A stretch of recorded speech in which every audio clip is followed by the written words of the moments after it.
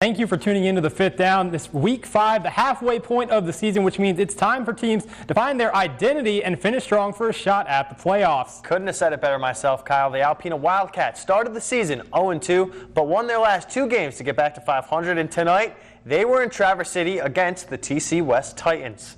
Traverse City West still looking for win number 1, but the Cats wanted that 3rd win of the season. The Titans came out guns blazing. Isaac Flores keeps his wheels churning for the early touchdown. TC West leads 7-zip, but the Wildcats would respond.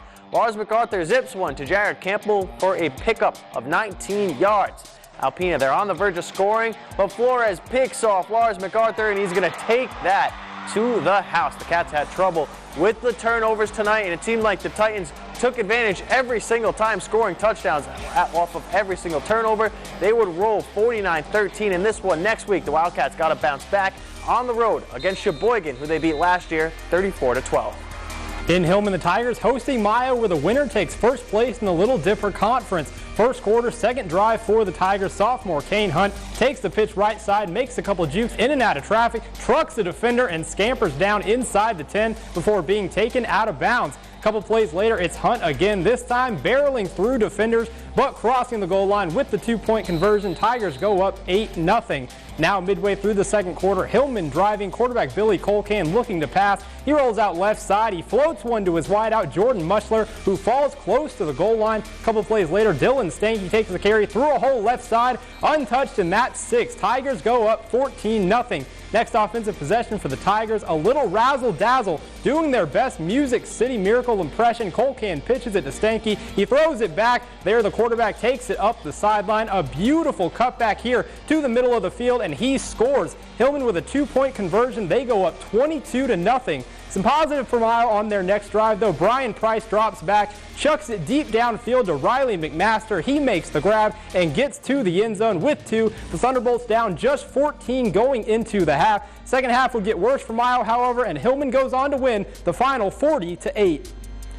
The Alcona Tigers were at home against Whittemore Friday night in a game that would determine first place in the Big Dipper Conference. Second half, Tigers trailing 14-8. Tim Hutchinson will get upfield for a first down that gets the Tigers near the red zone, but the drive would ultimately end in a punt. Whittemore had their run game working on their end. Michael Swain will take the power sweep on the far side to get his team into Tigers territory. That drive would also end in a punt. Potential game-winning drive for the Tigers. Brock Franklin doing what he can to get Alcona within striking distance. The Tigers were inside the 10-yard line with 4 tries at the touchdown, but Whittemore defense proved too strong all night, limiting Alcona to just the 1 score. They win 14-8, handing Alcona their first loss of the season.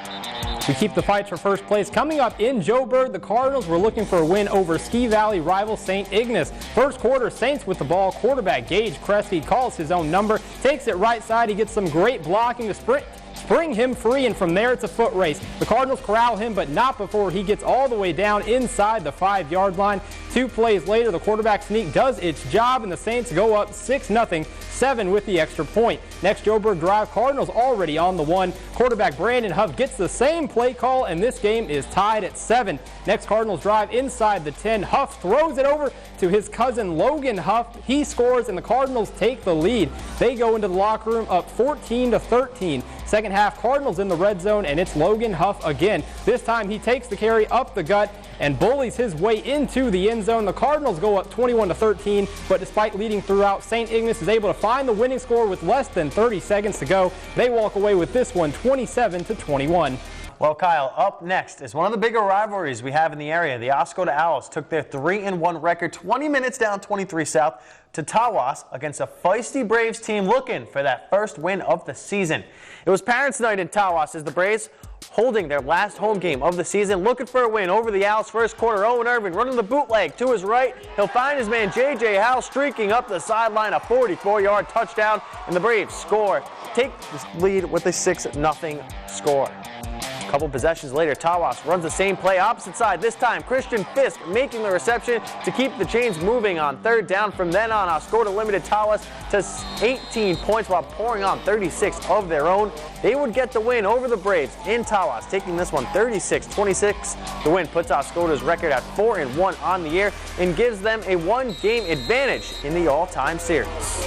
In Atlanta, the Huskies welcome in the Wolverines from All Gray Sims. Already 14-6 Wolverines. Wide out Dylan Shute takes the jet sweep right side, makes one man miss, gets into the end zone to put his team up 20-6. They line up for the 2-point conversion, and quarterback Caden Zine calls his own number. He's successful, and the Wolverines lead this one 22-6. Move ahead, All Gray with the ball. Zine drops back. This time he throws it deep downfield. There he finds Cade Steelman for 6, and they now lead this one 28-6. New quarter though, but the same success. This time Zine drops back and he finds Connor Kubik over the outstretched arms of the corner. He scores and the Wolverines lead 34-6. Not all bad for Atlanta here. Dallas Robertson gets the call and he takes the carry into the end zone. Huskies down 34-12, but in the end it was all Gray. The offense simply too much. We weren't able to get a final, but the Wolverines did walk away victorious.